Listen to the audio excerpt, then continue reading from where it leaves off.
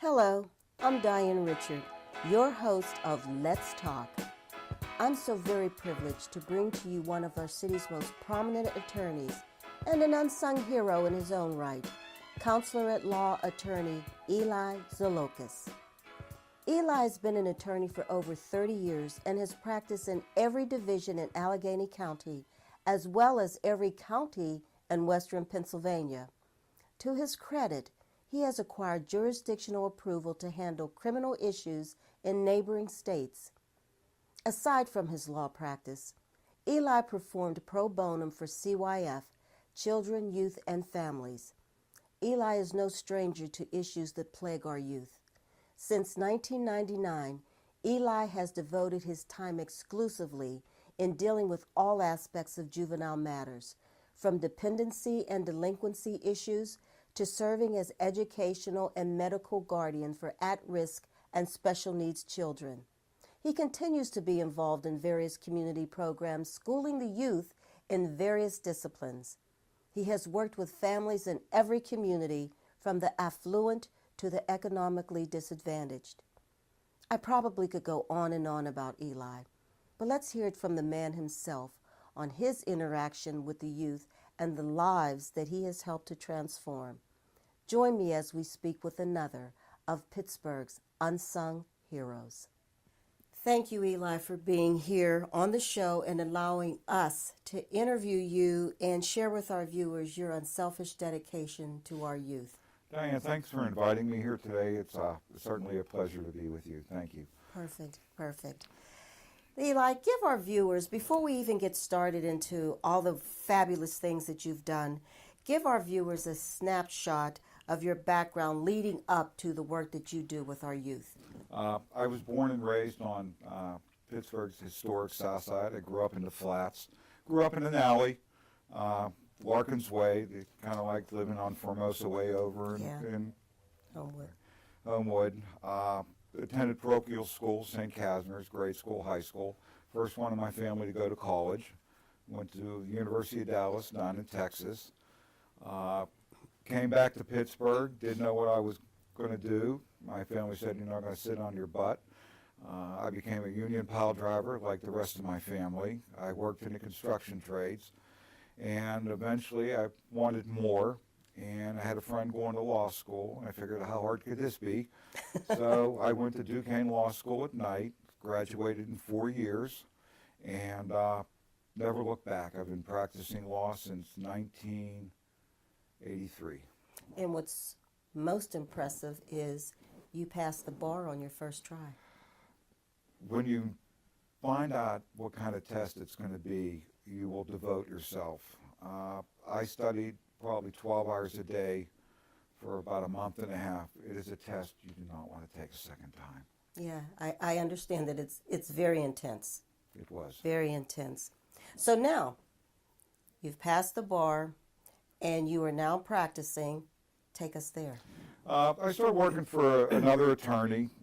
You get out of law school, you're really not ready to be a lawyer yet. You Need some OJT. oh, Lots God. of OJT. He gave me all the crap he didn't want to do, and I learned. So I got to go into court. I learned how to write, how to do legal writing. Began doing some different things, and I was asked by CYF to be a pro bono attorney. I was representing the children of children for free when juvenile court was up in Oakland, up on Forbes Avenue. Did okay, and then, believe it or not, Justice Baer told me that they were going to start paying for the work I was doing, a nominal amount, and asked me to contact Children's Legal Advocates, which is the real name for Kids Voice. Okay. So I went over and interviewed, and they said, if Justice Baer sent you over here, you got the job. And it has segued into all aspects of juvenile law, whether it be dependency, delinquencies, guardianships. I do educational guardianships for special needs children. And at this point now, some of the judges will ask me to shall we say, look into things and then report back to the courts to make sure that a child is getting the services that they need. That is so important today, because you look at the headlines, you see what's on the news, you see what's being reported, and there's like so much child abuse and so many things that are going wrong with our children in their homes, that it's I'm sure that it's very difficult to keep track of all of that. How do you do it? Good question. Well, I keep a book. I keep a calendar. I carry it with me whenever I'm in court, so if I'm assigned something else, I know I can do it. The big thing is invest yourself. You're not going to do it on the telephone. You're not going to do it through the internet. It's boots on the ground. Mm-hmm. You have to go to the homes. You have to see the environment that the child's in. You have to know where they're coming from. Go look in the refrigerator. Go see what's in there. Go look at their bedroom. Do they have sheets on their bed? Do they have a bed? Do they have a bed? Or right. do they have a mattress on the floor? Right. There were numerous times I would leave a home visit. I would have to get undressed on my back porch because the cockroaches were so bad in the home. Yeah. And why are you letting a child live like that? I lived in substandard student housing when I was in undergraduate school. That's one thing because it's a choice I made. You do not put a child in there. But the big thing is to let the child know that there is hope. Go to school. Get an education. Mm-hmm. An education, knowledge when you give it to a child or a young adult is something you can never take off of them. They will carry that for the rest of their lives. And show them like, look, dude, I did it. There's no reason you can't do it. It will not be easy. There will be people who put barriers in your way. Absolutely. I don't care, man, woman, black, white, there is discrimination. And you have to rise above it. And you do it by your effort. Absolutely. Your effort and your education. Your education. I'm a dumb hunky from Southside. I tell people that all the time. First one in my family to go to college. Second generation American. My grandparents didn't speak much English. But there's a commonality with all men, and that is our minds. Absolutely. Absolutely. Let's go back just a little bit, and when you talk about going to the homes of these children, you're not just talking about within the city of Pittsburgh or within Allegheny County. I think you're much broader than that. Well, my cases originate primarily from Allegheny County. I've done some work up in Butler County as well, but primarily Allegheny County. So if a child remains in a home or they're in a relative placement, 9 times out of 10 it's here in Allegheny County. Mm-hmm. However, they may be placed with a relative outside of Allegheny County, whether it be Somerset County, Bedford County, Butler County, Lawrence County, or they're put into placement, whether it be a secure facility like Mid-Atlantic Secure up in Emlenton, that's Butler County. Okay. Bethesda Youth Home up in Meadville, that's Crawford County. Sarah Reed, RTF, Erie County. George Jr. over in Grove City. I go and see my kids. And a lot of times that's the only visits they're going to get. Family don't see them, no aunts, no uncles, no grandparents, mm-hmm. and you bring them something. Or, depending on the kid, if they have a book system, I'll put a 20 on their books, mm-hmm. And I let them know that 20's there, but they have to earn it, and staff has the discretion to release the money to them. What must they do to earn it? Grades. Within the facility. If it's an on-ground school, mm-hmm. it's their grades, it's their behaviors, it's their conduct. Did they keep their room clean? Did they do their assigned chores? Mm-hmm. They have something. There has to be something to work for. Right. You and I, we go to work every day. It's not given to us. It's our paycheck. Absolutely. We're working for our paycheck. Well, what do these kids got? An A on a piece of paper doesn't hold the same import as being able to go out and buy a pizza. Right. Or maybe to get that T-shirt they wanted, mm-hmm. Something like that. So they do that. And then with my educational guardianships, if you graduate and I'm your educational guardian, I give you a $100 gift card. And go out and get yourself something. Now, generally, I tell them, go get some clothes to do a job interview. Yeah. You know, but, and the county does not reimburse me for any of this. This comes out of my own pocket because I'm blessed. And, you know, if you're blessed, then you play it forward. Yep. Do it for another kid. Pay it forward, and, you know, there are so many children out there that need that helping hand, that need someone to care for them the way that you're caring for these children. So it's just obvious to see that there's a bond there. You build that bond with the children that you're with. I try. Are there obstacles? There are obstacles, one, within some of my own peers. I've been questioned by other attorneys, why do you work so hard? Really? Oh, yeah, and my response is, why don't you? And then, of course, you know, they just walk away. Mm-hmm. I could tell you that I've run into very dedicated other attorneys. There's a woman who worked at Kids Voice, Judy Patterson, who's retired now.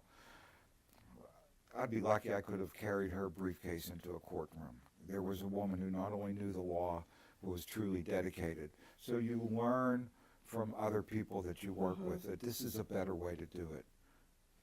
And you know, you're all the better for it. You know, you're all the better for being the type of person that you are and learning what you've learned and being able to give this back to the children. They don't know.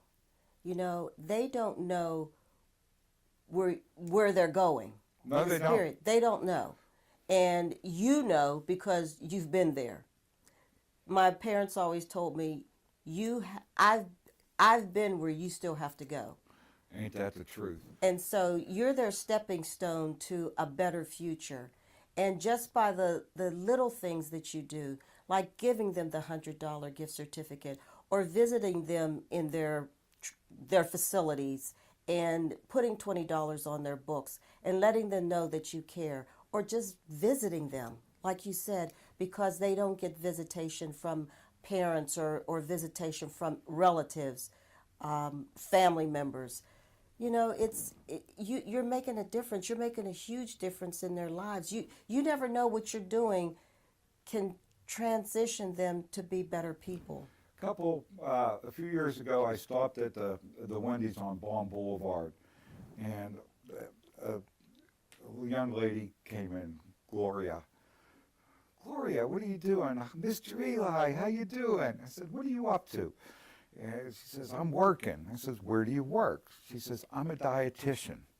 She got her high school diploma, went to work at a personal care home in the kitchen. Did such a good job, they sent her to dietitian school. She manages the food programs for all their facilities now.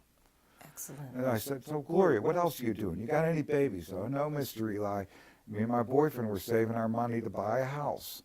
And she was in the right direction. There was a girl who was abandoned by her parents, had been physically abused, but persevered. And I think that's everything in life is, you know, you persevere. And a lot of it comes from the family. You know, you got to have somebody teaching you. My mom always told me to treat everybody with dignity. Absolutely. Because if you don't, what's to stop somebody from doing that to you? Absolutely. And that's so you treat everybody equally. To date, how many lives do you think that you've transformed? You know, that what you just gave was an example of Gloria, one. I mean, I don't know. I don't think about transforming lives, because I think that everybody at some point has to come to that moment of epiphany and recognize it for themselves. So what I like to think is I have planted a seed, you know, and hopefully that individual can nurture that seed and grow. Now, I do get calls from some of my former clients from state corrections facilities, You know, can you put some money on my books? And no, I can't help you at that point, because letting you buy Doritos in the commissary isn't what you need. You know, you need to get a skill. I encourage everybody to follow their dreams. You know, if you think you want to go to college, by all means, give it a try, but understand that you're going to incur debt. You're going to get student loans. I worked in the building trades. I encouraged them to get a skill. We need electricians. We need plumbers. There are so many small businesses out there that if you would get in and work, that owner is going to retire. You're going to take his business over, and you're going to make your own money. You're going to be your own boss. You're going to work hard, but whatever it is, I tell kids all the time, follow your dream, don't quit, but God damn it, get your education. If you think you're going to make it in sports, maybe you will. You know, I mean, look at Dwayne. Look at Dwayne Woodruff. But he took the same test I took. He went to law school. He had to pass the bar exam. Now, his football career gave him an opportunity. But, you know, that Super Bowl ring didn't make him pass the bar exam. He worked his ass off. And now he's a judge. Yeah, and he's a very good judge. Yes, he is. Very good judge. I'm very honored to be in his courtroom and work with him. And he has a program that he works with called Do the Right Thing. And it is a marvelous program. Him and his wife, Joy, work very hard on all that. I do some work with him on that program. And you see look, ladies and gentlemen, you're seeing the kids on the news all the time. You have no idea how many communities are involved to help these kids, and you never see them. They don't get the props. They don't. They're shoved because it's not the headline. The kid who's going to Washington, D.C. to represent the city of Pittsburgh is never mentioned on the news. It's wrong. And I have to agree with you on that, because there's so many children out there, so many of our youth, I don't want to call them children, I want to call them youth, young men and young women that are making strides, that are making just changes in their lives that need to be told. And it's not being done. There's so many children who have done so many great things, and it's not being televised. It's not in the newspapers.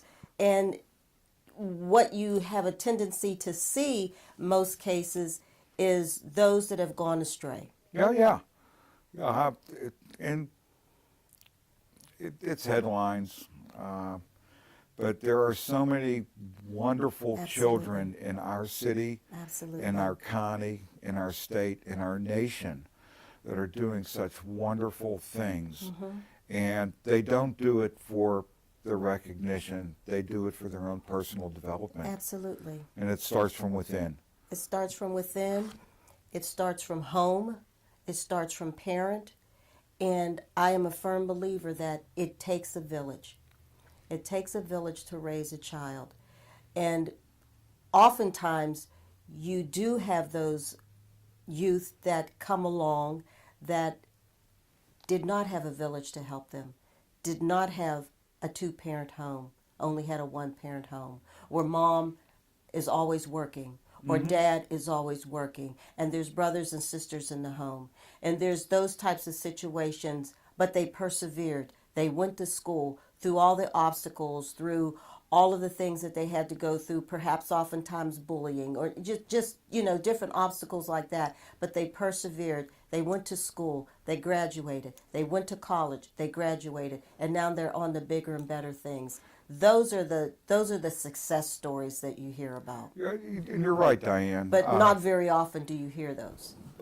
My dad worked out of town a lot as a construction worker, so it was my mom raising us for most of the period. But there were other people in the neighborhood.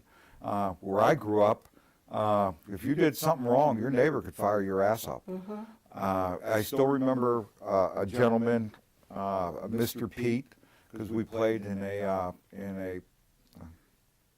Presbyterian basketball league, even though I was raised Roman Catholic.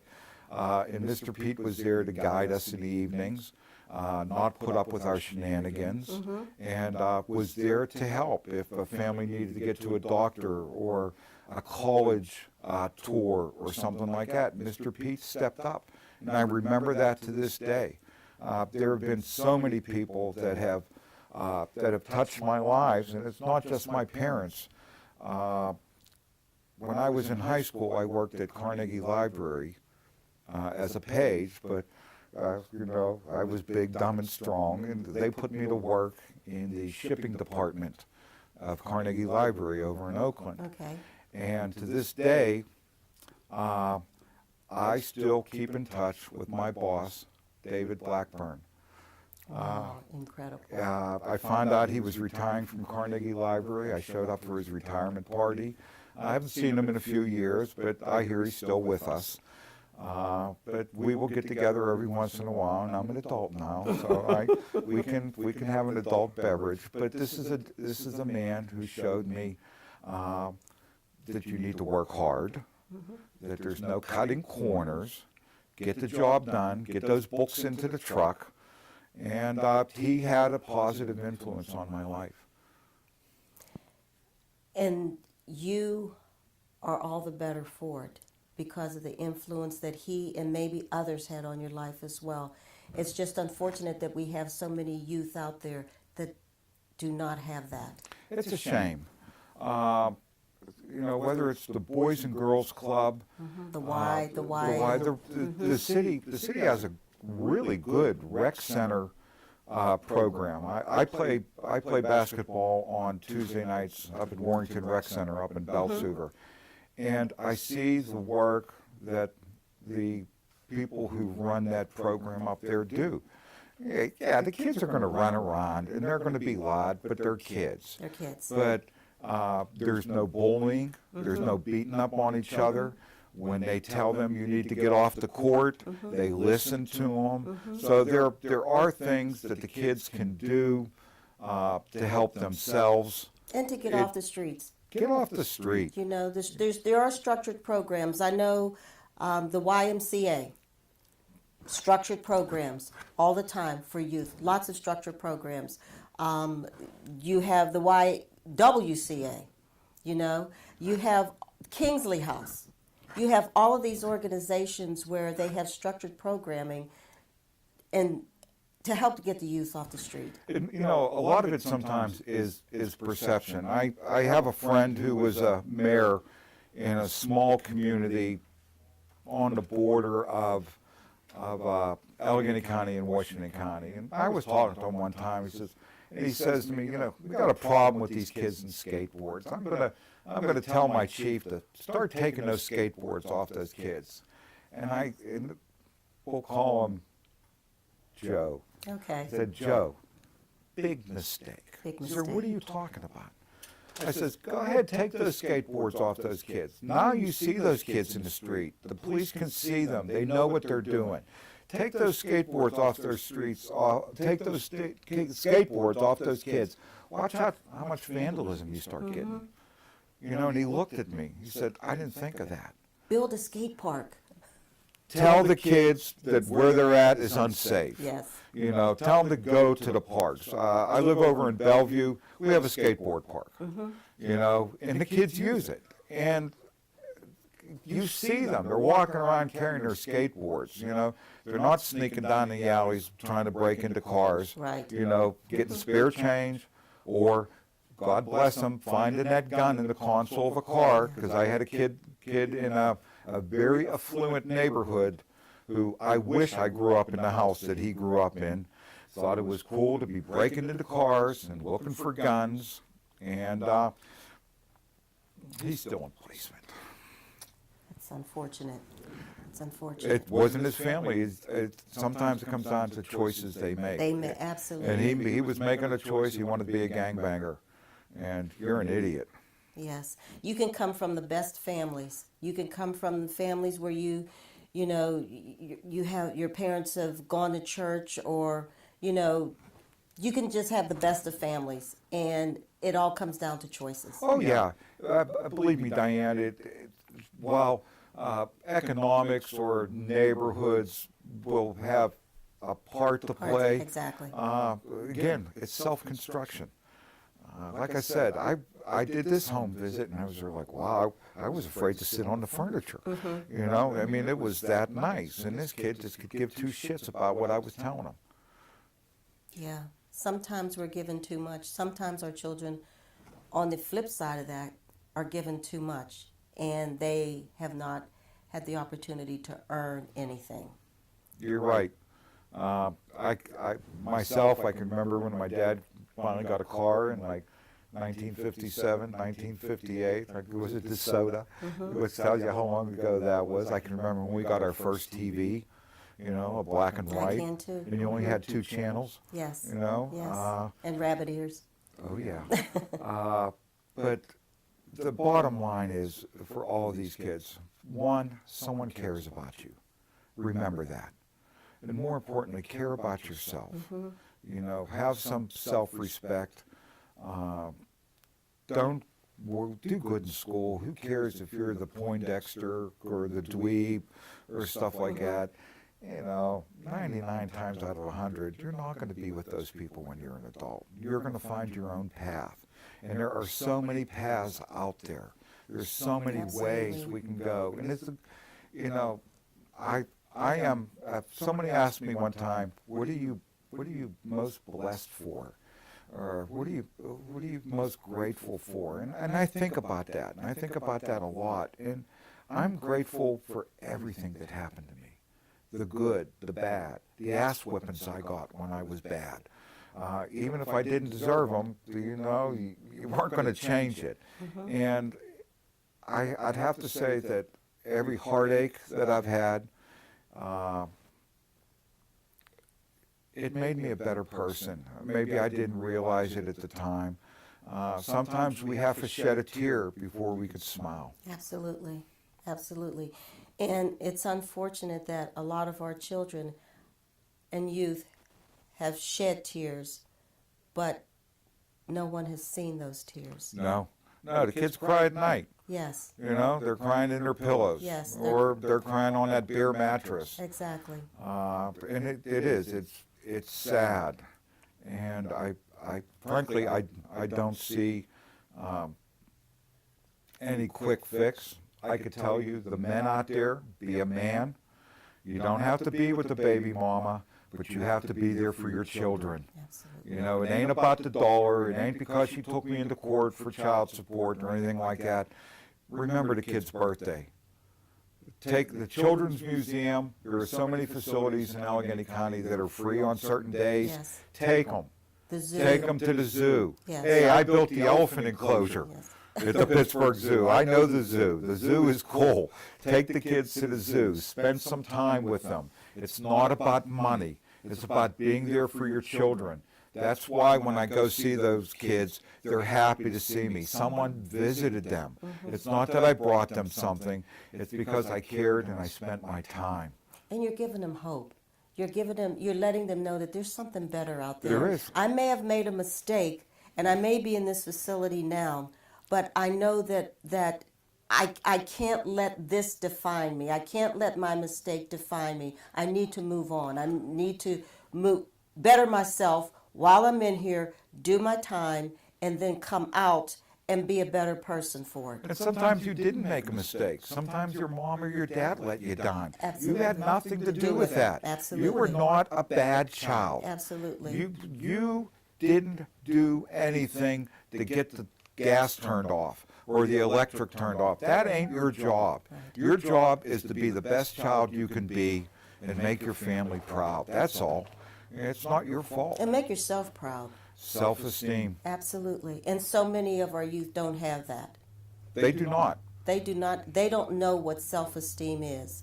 You know, they're unfortunately all they know is, in most cases, who they want to be like, who they want to emulate, who, you know, they see the Michael Jordans, they see the LeBron James, it's Stephon Curry now. Yeah. Oh, okay.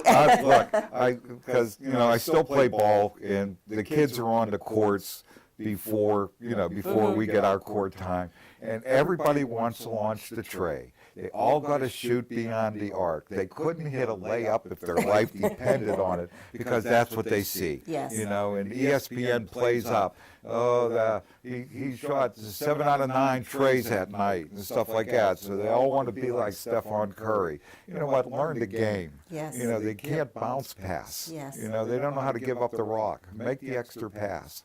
But yeah, I see what you mean. That's the role models they have. And sometimes it's unrealistic. If you're 13 or 14 years old and you're not playing on an AAU team, or you're not a McDonald's All-American or something like that, Duke's not going to look at you. Right. But maybe Teal will. Maybe Fordham will. The bottom schools. Get that education. Yes. Yes. Free. Yes. And then do something. But another thing. I'm sorry, go That's ahead. okay. But another thing, not to cut you off, but our youth also need to realize that Stephon Curry did not get where he is without perseverance, without heartache, without, probably being down to his lowest and being built back up. Those types of things don't come easy. He worked to be where he is today. It's a lot of work. It's a lot of determination, and you have to work to make your dream. You have to work for it. No one gives you anything. I had an art professor. I was an art minor in college, and Jürgen Strunk. He's retired now, and he told me that he sat for hours with a pencil learning to make a perfect circle without a compass. And it's the same thing, whether you shoot 200 shots, 200 free throws a day, or you draw and draw and draw, or you want to be a cook and you burn so many dishes, or you burn the bread. This is a guy, just by making circles, became a better artist.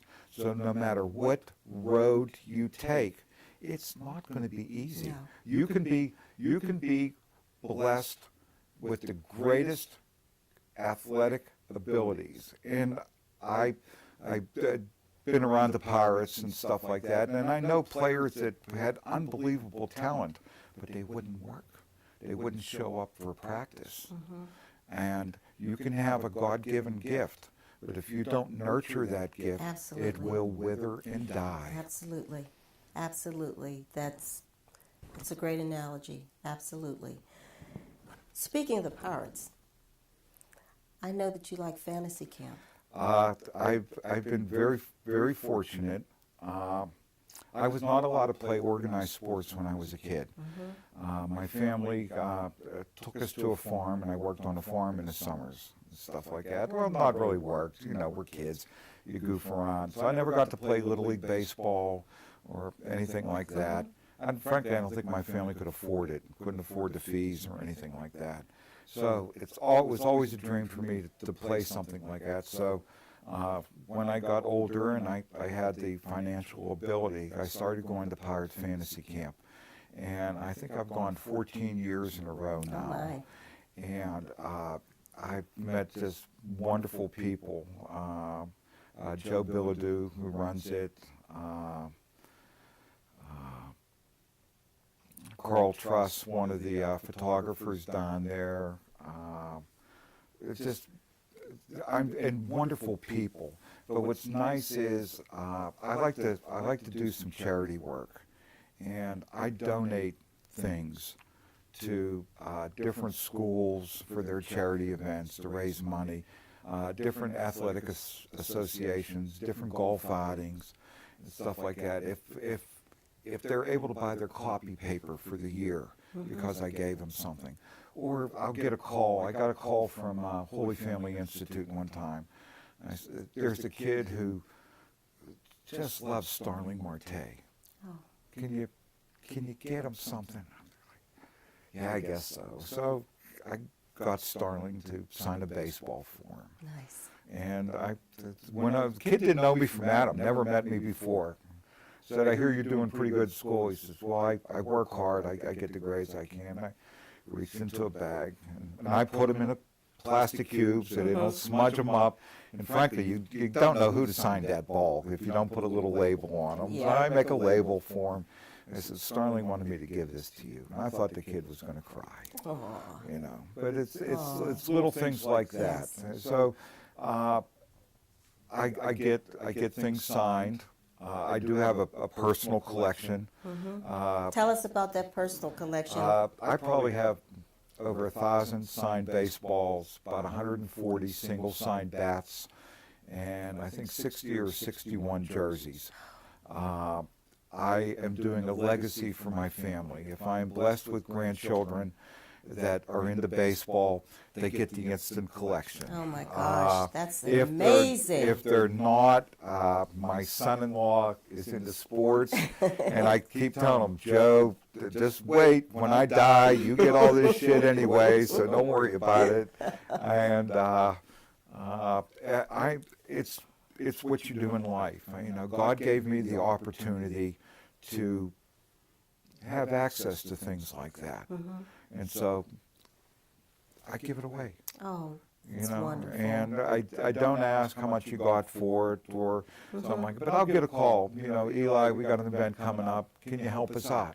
Sure. So I've got, like I'll have an extra Bill Mazeroski signed baseball somewhere. A woman just talked with me. They need a service dog for their child. I said, when you're having the event, give me a call. I said, I'll give you a baseball. I'll give you a Bill Maz baseball. Or, Josh Bell now. Josh Bell's, you know, the new darling. The guy, and Josh is a very nice man. And he grew up in the community in Texas where I went to school. And he actually works out at my university in the off season. Okay. Yeah, it's funny how we all mesh. Yes. You know, it's just amazing if we could just look and realize that there's a common thread that runs through all of us. Would be better off for it. Oh yeah, we would be. But the guy said, can you get Josh Bell to sign a bat for our golf outing? Because they do stuff for transplant patients. So I saw Josh, and I said, Josh, can you sign a bat for me? I put him in the tube. It's already on its way. Nice. Because I'm blessed. Nice, nice. And you give back.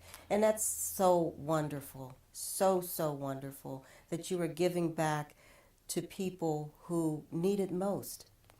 Well, Diane, you're giving back right now. You're letting your community, you're letting know the good citizens of Pittsburgh that there are people out there that care. You care. I mean, how much are you getting paid for this today? Ništa. That's Serbian for nothing. Okay, you're ništa. You get nothing. But it's good. Dobra. You're doing good deeds. So you're no different than I am.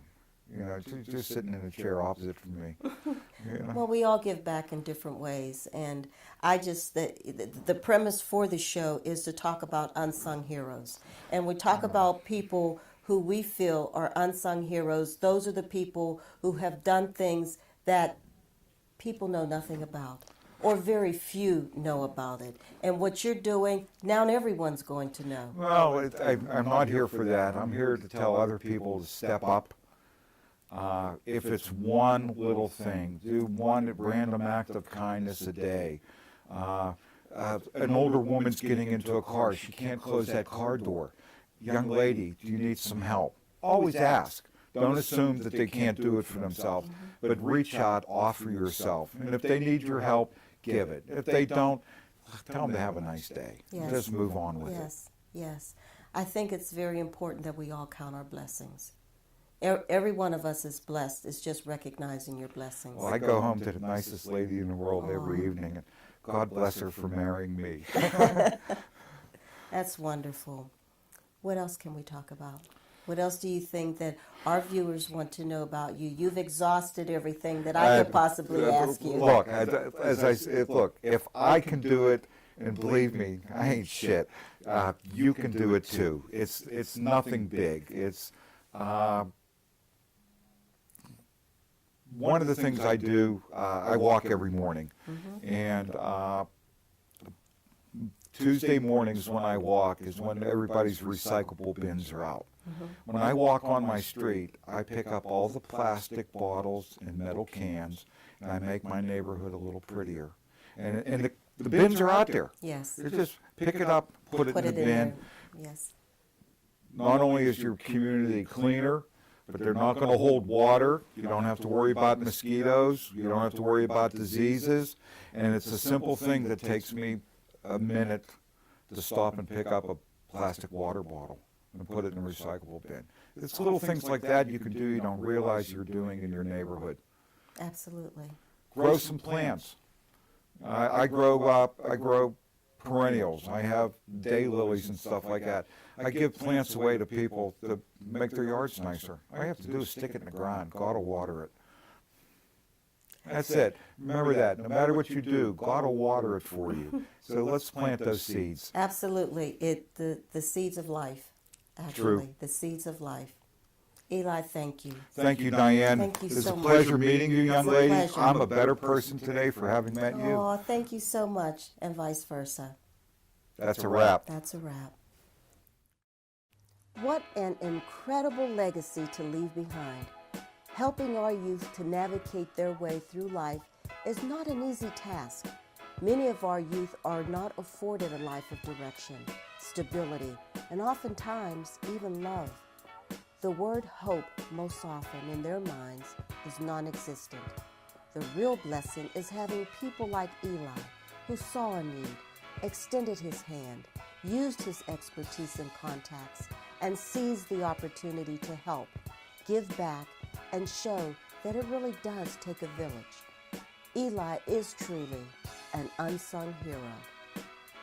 Thanks for watching, and we'll see you next time on Let's Talk.